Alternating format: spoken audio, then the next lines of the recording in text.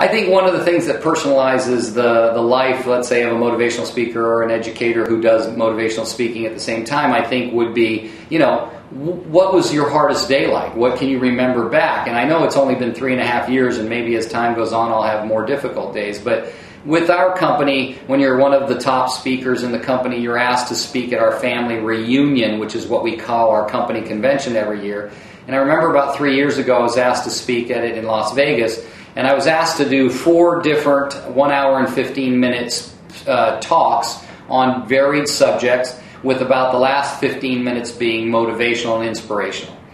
And we had a big meeting where all of the instructors and speakers that were going to speak during our Vegas convention were asked to sit in a room, and we were told everything. That if you went into every room, there would be a microphone, there would be a flip chart, there would be a whiteboard, there would be a PowerPoint, there'd be a computer and a projector, and there'd be a screen up for them to see everything. There'd be a pitcher of water and a glass for you to drink, and of course there'd be a stage for you to stand on. And so you just walk into the room, clip on your microphone, set the PowerPoint in, look at your little clicker and everything, and it would be all beautiful. Well, I immediately looked down at my schedule and I realized that I would literally have to be sprinting from each one of my classes to the next one, because they were only giving me about 3 to 5 minutes to be set up and ready for the next one. And we're in a big, huge convention center in Las Vegas. And this day I will never forget, because I was, by the end of the day, thoroughly exhausted. I collapsed literally on my bed. But so I went to the first class, and boy, it went very well. There was about 900 people in the class, and boy, I looked at my clock. I went a couple of minutes over, and that cut my sprinting time to the other room. And I am literally in a suit and tie, sprinting down the hallways at the Mandalay Bay in Las Vegas, and wearing beautiful dress shoes and not fit. These shoes are not set up for running through hallways. Get into the class is all lined up, somebody's been passing out the flyers, do that class, almost out of breath in the first few minutes. Then I have to go sprinting to my 3rd class in a row, and here's where the day got really bad.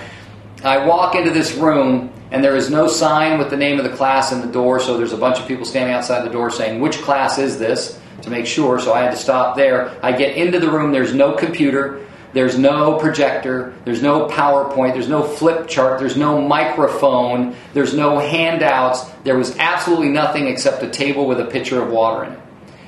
And the name of this class was a new sort of technical binder type of class, where there was a lot of information in the handout. And I basically had to teach 1 hour and 15 minutes off the cuff. I did not have a PowerPoint to guide me through it. Of course, I knew the material, but it was the first time I'd ever taught this material. And we had, I think on that day, I think we ended up counting 554 people in the class. I think we collected 460 evaluations. I think we had about 15 evaluations that said he didn't stick to the subject matter, which, hello, there was no subject matter written in front of me or on the PowerPoint. But anyway, we had a great time. And by the end of the time, I was laughing, the class was laughing. It was wonderful, except that panic feeling that you have when you walk in and say, oh my gosh, nothing that I need to instruct this class is here right now. And of course, after that class was over, I sprinted to my 4th one, and by the end of the day, I was ready. That to date, that is still my most difficult to remember day, and the most difficult day I ever had to get through as a motivational speaker.